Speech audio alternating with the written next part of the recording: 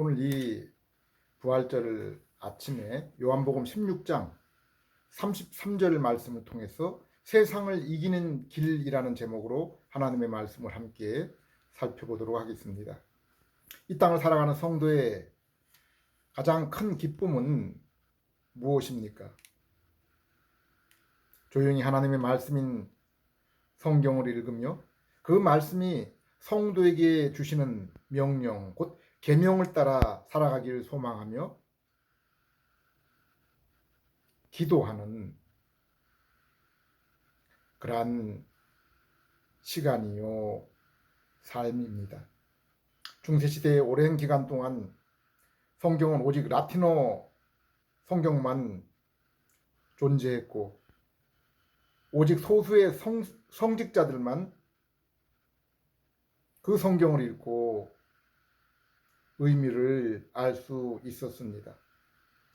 이러한 때에 틴테일은 성경을 자국어인 영어로 번역하였으나 그 일로 인해 중세 교회 권력으로부터 화형을 당했습니다. 오늘날도 북한, 중국과 같은 공산세계와 사우디와 같은 모슬렘 국가에서는 성경을 소지하거나 읽는 것이 자유롭지 못합니다. 거듭난 성도에게 있어서 성경을 읽고 성경의 뜻대로 살아가는 것보다 그 영혼에 더 큰 기쁨을 주는 것은 없습니다. 골로새 3장 10절, 에베소 4장 24절을 보면은 죄로 타락한 인생이 예수 그리스도를 믿을 때 회복된 하나님의 형상이 두 가지임을 말씀하고 있습니다. 첫째는 하나님을 아는 지식의 회복입니다. 창세기 1장을 보면은 하나님은 천지를 창조하시고 창조의 마지막 날 하나님 자신의 형상으로 인간을 창조하셨습니다. 그리고 그 형상의 첫 번째는 인간이 하나님을 지식, 곧 이성으로 아는 것입니다. 요한복음 17장 3절은 하나님을 아는 지식이 바로 영생이라고 했습니다. 물론 여기서의 지식은 지성, 감정, 의지의 인격적인 지식을 말하는 것입니다. 지성, 곧 이성으로 하나님에 대한 그러한 정보를 알며 감정으로 그 사실을 느끼며 의지, 곧 행동과 삶으로 나타내는 일체의 지식을 의미하는 것입니다. 두 번째는 마음 상태의 회복입니다. 하나님의 형상에 대한 지정의 지식에 덧붙여서 의로움과 거룩함의 인격의 상태에 관한 것입니다. 여기 의로움이란 사람과의 관계를 위한 공정, 정의의 성격이 강합니다. 사람과의 공동체, 사회를 이루기 위해서 가장 필요한 것은 정의, 곧 공정과 공평입니다. 십계명의 두 번째 돌판의 내용이 여기에 해당됩니다. 거룩함이란 구별됨의 의미가 포함되는데 하나님과의 관계를 위한 것입니다. 십계명 첫 번째 돌판이 여기에 속합니다. 하나님의 이름을 망령되이 일컫지 말며 안식일을 거룩히 지키라는 말씀처럼 하나님께 나아가며 영적인 교제를 위해서 거룩함이 필요합니다. 죄 없는 상태가 바로 여기에 포함됩니다. 그런데 아담이 하나님이 금지한 선악과 열매를 먹음으로 인해서 불순종, 곧 죄를 범한 것입니다. 그로 인해 아담과 아담에 속한 모든 인류에게 죄의 책임으로 저주, 사망, 부패한 마음, 그리고 악한 마귀의 통제 안에 들어가게 된 것입니다. 이렇게 아담을 포함한 모든 죄범한 인생은 로마 3장 10절에서 18절 말씀처럼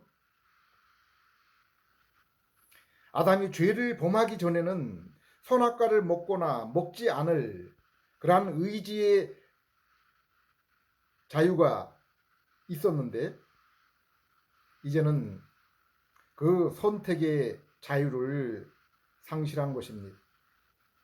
이 땅의 모든 인생은 이제 선을 행할 수 있는 자가 아무도 없습니다.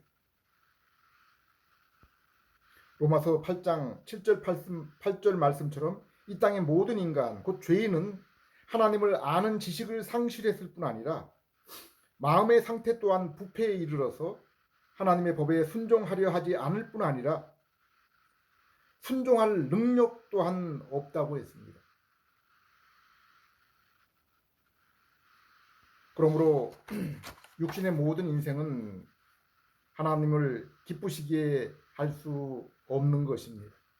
그런데 이러한 죄인인 인간에게 복된 길, 구원의 길, 하나님과의 관계 회복의 길이 알려졌습니다. 알려주셨습니다. 그것이 하나님이 우리에게 성경을 주신 이유입니다. 성경은 여러 선지자들과 사도들이 기록한 책이지만은 그들은 성령님의 감동에 사로잡혀서 기록한 것이요. 그 책의 원저자는 창조와 섭리, 심판의 하나님 자신이신 것입니다. 그리고 이 성경의 진리의 길을 따른 자, 곧 믿음으로 중생, 새 생명을 얻은 자들만이 하나님께 참으로 예배드리며 임마누엘, 곧 인격으로 함께 하신 하나님과 교제하며 지금에까지 이르게 된 것입니다. 곧 타락 이후에 셋의 후손, 아브라함의 후손 이스라엘, 그리고 오순절 이후 새 언약의 백성인 교회입니다. 물론 셋 아브라함의 후손, 그리고 이 땅의 교회 안에도 이 땅에서는 알곡과 가라지가 함께 공존하며 심판날에 그러한 참된 성도가 가려질 것이지만은 이 땅의 참된 성도의 모습은 그 열매를 통해서 알 수 있다고 했습니다. 여기 열매는 갈라디아서 5장 22절에 성령의 열매, 에베소 5장 9절에 빛의 열매, 베드로후서 1장 8절에 믿음의 열매입니다. 곧 사랑, 희락, 화평, 착함, 의로움, 진실함, 그리고 말씀을 사모하여 예수 그리스도를 더욱 알기를 소망하며 예수님의 인격의 모습으로 더욱 변화되기를 사모하는 마음인 것입니다. 미가서 6장 8절, 요한복음 6장 29절을 보면은 하나님 앞에 선한 일을 행하는 참된 성도는 공의와 사랑을 행하며 겸손히 하나님과 동행하는 자이며, 그리고 이러한 삶의 시작은 하나님이 보내신 하나님의 아들 예수 그리스도를 믿는 그 믿음으로부터 출발이 되는 것이라고 했습니다. 죄인인 인생이 죄에서 구원을 얻고 하나님의 백성으로 선한 삶을 살아가는 것은 오직 하나님의 은혜로만 가능한 것입니다. 성부, 성자, 성령 하나님이 협력하여 이루신 재창조, 곧 구원은 성부 하나님의 사랑과 선택, 성자 하나님의 십자가의 죽으심, 그리고 성령님의 새 생명과 새 마음을 주셔서 믿음을 일으키게 하고, 그리하여 죄인이 복음을 들을 때 믿고 하나님의 자녀되어서 자녀된 삶을 살도록 새로운 인격과 마음을 주셨기 때문입니다. 지난주에도 언급한 것처럼 이러한 죄인을 위해 하나님이 베푸신 약속, 언약은 구속 언약, 행위 언약, 은혜 언약 세 가지가 있다고 했습니다.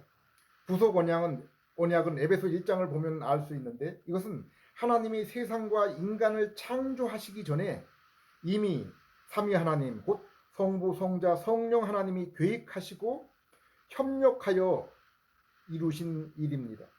성부 하나님께서 사랑과 택하심, 성자 하나님의 죄인을 위해서 십자가에 대신 죄를 지심, 그리고 성령님이 택하신 각 개인에게 믿음을 주셔서 죄 용서와 영생의 의를 얻게 하신 것입니다.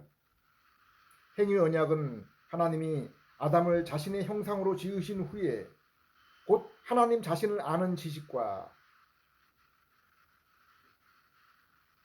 그리고 하나님 자신의 의와 거룩에 그 성품을 주셔서 에덴 동산에서 하나님과 교제를 허락하신 후에 아담에게 선악과 열매를 먹는 것은 금지하신 명령입니다.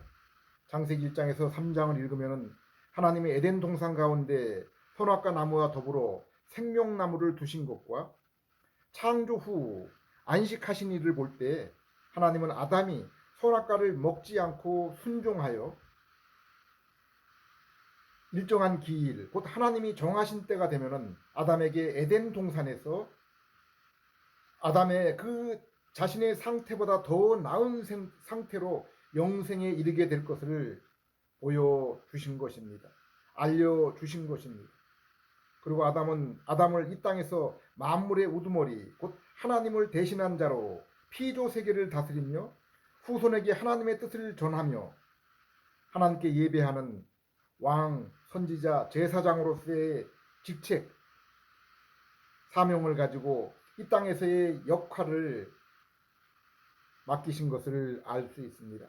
마태복음 28장 19절 20절을 보면은 아담의 형상으로 회복한 중생한 성도에게 땅끝까지 가서 복음을 전하라는 사명, 그리고 뱀과 정갈의 권세를 이기리라는 그러한 그 능력, 로마서 11장 1절에 성도에게 직설법, 곧 하나님이 예수 그리스도 안에서 은혜를 베푸신 후에 온몸으로 산 제사를 드리라는 그러한 명령법을 주신 것을 통해서 베드로전서 2장 9절에 이 땅의 성도는 왕 같은 제사장이요 그리스도의 복된 소식을 전파하는 자들임을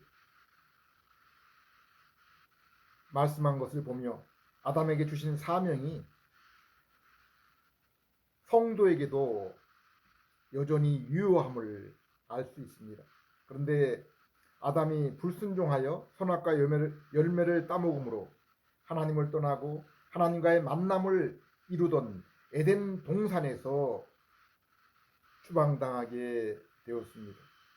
에베소 2장 1절에서 3절에서는 이러한 아담의 원죄로 인해서 모든 인생이 죽음, 곧 하나님과의 영적 교제가 끊어진 영적인 죽음에 이르렀고 그로 인해 인생은 하나님 뜻 대신에 자신의 마음과 육체의 정욕을 따르며 세상의 유행, 풍조를 따르는 마귀의 종으로 살아가고 있으며 이로 인해 하나님의 심판을 기다리고 있는 그러한 상태라고 했습니다.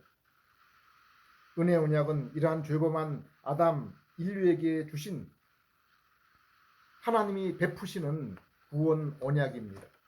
그것은 아담이 범죄한 직후에 아담이 에덴에서 추방되기 전에 주신 언약으로 창세기 3장 15절 말씀입니다. 그것은 여인의 후손으로 오실 분이 사단의 머리를 부술 것을 약속한 것입니다. 또한 아담이 범죄 후에 죄로 인한 부끄러움과 두려움으로 하나님의 음성을 외면하고 나무 뒤에 숨었을 때 짐승의 가죽으로 옷을 만들어서 그들에게 입게 하셨습니다. 이것은 어린 양 대신 예수님의 피 흘리심을 미리 보여주신 것입니다. 인생이 자신 스스로 만든 나뭇잎으로는 죄를 가릴 수 없고 죄의 문제를 해결할 수 없습니다. 이 땅의 모든 종교, 철학 체제는 다 죄인된 인간이 스스로 고안하여 만든 것입니다. 그러한 우상 종교 그리고 인간의 노력, 종교 행위는 결코 인간이 하나님께 저지른 죄, 불순종의 문제를 해결할 수 없습니다. 오늘날 관사운동을 비롯한 신비주의 영성운동, 곧 인간 안에 신성이 있어서 인간의 종교 행위로 신에 이를 수 있고 신이 될 수 있다는 사상은 아담이 자신의 죄를 일시적으로 감추기 위해서 나뭇잎으로 옷을 만들어 죄의 수치를 가리려는 그러한 행위에 불과한 것입니다. 하나님이 천지를 창조하신 것처럼 재창조, 곧 인간의 구속, 구원 또한 오직 삼위 하나님이 하시는 일입니다. 그리고 하나님이 자신의 형상으로 창조한 인간, 죄로 타락했지만은 믿음으로 새롭게 된 성도에게 하나님이 요구하는 것은 한 가지입니다. 하나님의 뜻, 곧 계명에 순종하는 것입니다. 그것은 하나님께 영광을 돌리는 것이기도 합니다. 이사야 43장 7절, 내 이름으로 불려지는 모든 자, 곧 내가 내 영광을 위해 창조한 자를 오게 하라. 그를 내가 지었고 내가 만들었느니라. 에베소 2장 10절, 우리는 그의 만드신 바라 그리스도 예수 안에서 선한 일을 위하여 지으심을 받은 자니 이 일은 하나님이 전에 예비하사 우리로 그 가운데서 행하게 하려 하심이니라. 성경은 세상을 죄가 가득한 흑암이라 하였고 그 세상의 주관자 통치자는 마귀라고 했습니다. 성경과 세상의 역사를 한번 보십시오. 그 역사 가운데 평화의 시기가 얼마나 되었습니까? 심지어 이스라엘 역사 가운데도 평화의 시기는 길지 않았습니다. 오늘날 유대교가 꿈꾸는 다윗 왕 시대의 회복, 그러나 성경 속에 다윗 왕이 다스리던 시대도 짧은 기간이었지만은 그럼에도 불구하고 완전한 평화의 시기는 아니었습니다. 다윗 개인의 삶 또한 마지막까지 살인, 간음, 부자지간의 혈투로 연속된 삶이었습니다. 그런데 인류를 향한 성경의 경고는 결코 희망적이지 않습니다. 데살로니가 후서 2장 7절 8절을 보면은 하나님께서 지금까지 베풀어 오셨던 일반 은혜, 곧 복음을 위한 세상의 죄를 억제하고 평화의 상태가 계속되는 것이 허물어지게 될 것이라고 했습니다. 죄의 억제와 평화의 상태가 장차 마지막 시대가 되면은 허물어지게 될 것이라고 했습니다. 디모데후서 3장 1절에도 말세 고통을 당하는, 더욱 고통을 당하는 때가 올 것이라고 했습니다. 오늘날 세상과 그리고 구원의 방주라고 하는 교회의 모습을 한번 보십시오. 대통령 계엄령으로 드러난 우리나라의 공산화와 선거 관리를 비롯한 부정부패 상태는 대통령조차 자신의 힘만으로는 어찌할 수 없는 그러한 정도에 이르게 되었습니다. 교회의 모습은 어떻습니까? 좌파, PC주의, 동성애, 관상운동, 종교통합 등 변질되지 않은 곳이 없을 정도입니다. 요한계시록 7교회에 경고한 경고 그대로입니다. 우상숭배와 그로 인한 타락에서 돌이켜야 합니다. 로마서 1장 18절에서 32절에 바울도 이것을 경고한 바 있습니다. 죄짓기 전 아담뿐 아니라 모든 인생이 하나님 창조와 진리의 말씀을 부정하고 자신을 의지하고 자신의 지혜와 힘으로 살아갈 때는 전도서의 솔로몬 고백처럼 이 땅에서 설령 아무리 많은 지식과 부와 권력을 쌓는다 해도 공허와 허무뿐이 남는 것이 없는 것입니다. 하나님이 죄악의 세상을 상징하는 애굽에서 이스라엘을 어린 양의 피를 통해 구원을 이루시고 세례를 상징하는 홍해를 건너게 하셨습니다. 죄에 대해서 죽고 의에 대해서 의를 위해 살도록 하신 것입니다. 그리고 시내산에서 성막 가운데 자신의 임재를 나타내시며 주신 것이 옛 언약, 곧 십계명으로 대표되는 율법입니다. 출애굽 19장 6절을 보면은 하나님이 이스라엘을 구원하신 이유는 이스라엘을 제사장 나라, 거룩한 백성이 되도록 하기 위함입니다. 제사장 나라는 죄로 죽은 이 땅의 모든 민족에게 구원의 복음을 드러내기 위해서 이스라엘을 세우셨다는 것입니다. 거룩한 백성은 하나님의 백성 자녀답게 하나님 앞에 서며 예배드리도록, 그로 인해 하나님 영광을 나타내도록 하시기 위함입니다. 바로 제사장 나라 거룩한 백성의 모습이 되기 위해서 율법 곧 십계명에 순종하는 것이 필요한 것입니다. 그리고 이렇게 순종한 이스라엘이 가나안 곧 천국에 이르게 되는 것입니다. 하나님이 신약의 새 언약 성도에게 요구하시는 것도 옛 언약과 같은 것입니다. 예수님도 자신이 오신 것은 옛 언약 곧 율법을 폐하기 위해서 온 것이 아니라 완전하게 하시기 위해서 오셨다고 했습니다. 예레미야 31장 31절에서 34절, 에스겔서 36장 25절에서 27절을 보면은 장차 메시아가 오시면은 그 백성에게 성령님을 그 심령 안에 보내시며 그들의 마음에 계명을 심기시고 그들이 하나님을 알며 하나님은 영원토록 그들의 죄를 기억하지 않으시고 하나님이 그들의 하나님, 그들은 내 백성, 나의 자녀가 될 것이라고 했습니다. 우린 지금 예수 그리스도의 십자가와 부활, 그리고 성령님이 믿는 자의 심령의 오심을 통해서 바로 선지자들이 약속했던 새 언약의 시대를 성취하고 살아가고 있는 것입니다. 오늘날 우리는 마귀가 권세를 잡고 악이 활개치는 세상을 살아감에도 불구하고 에레미야가 이스라엘에게 너희를 끌고 가는 바빌론의 평화를 위해서 기도하라고 했던 것처럼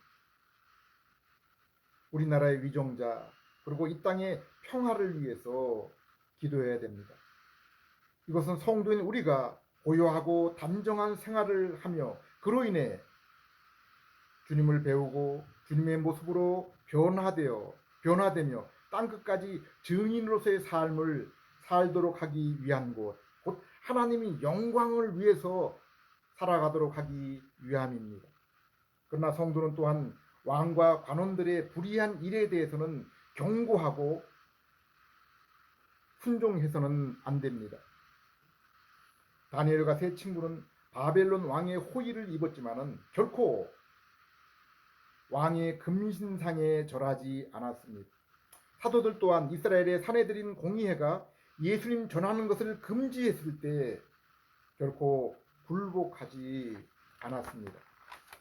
성경 말씀을 믿는 중생한 성도는 하나님이 세상을 창조하시고 다스리심과 예수를 믿는 백성들을 천국으로 인도하심을 알고 또 삶 속에서 날마다 경험하고 있는 자들입니다.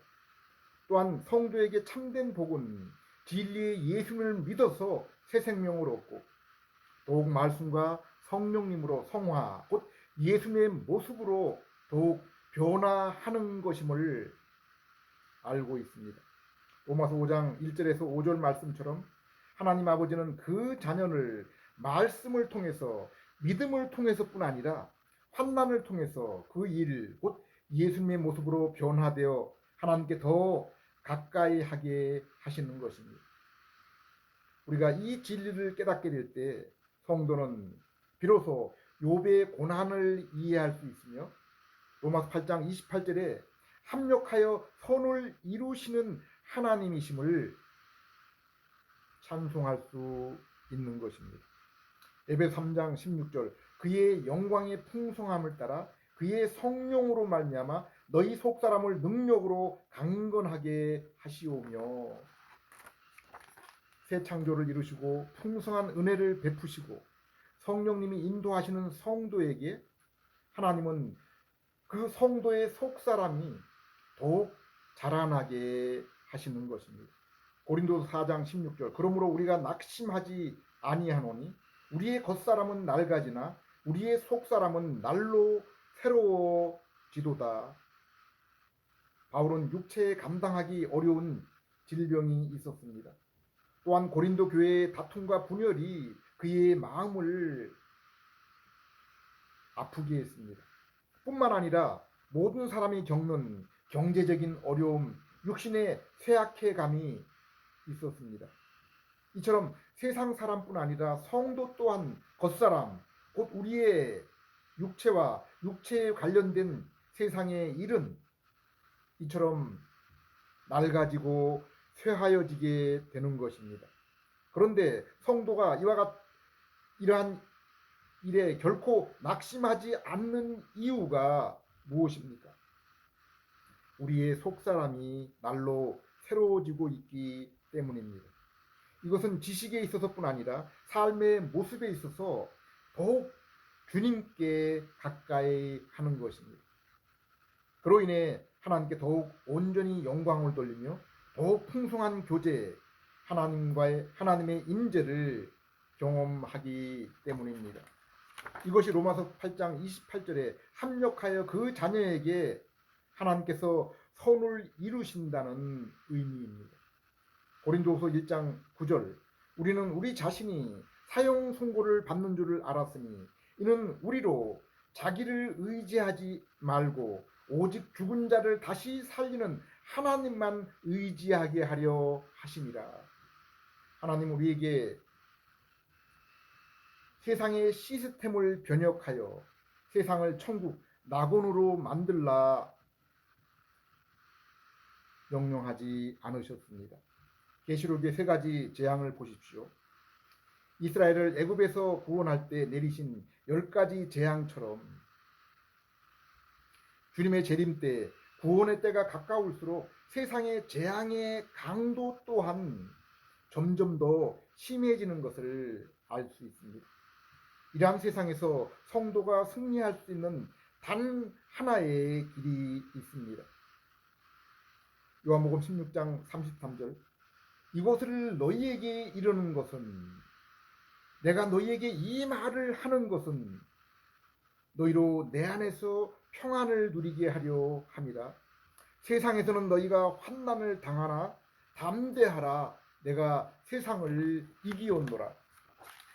죄악된 세상에서 모든 인생뿐 아니라 성도조차 가난, 질병, 사망, 핍박으로부터 자유로울 수 없으며 성도의 심령 안에 또한 날마다 그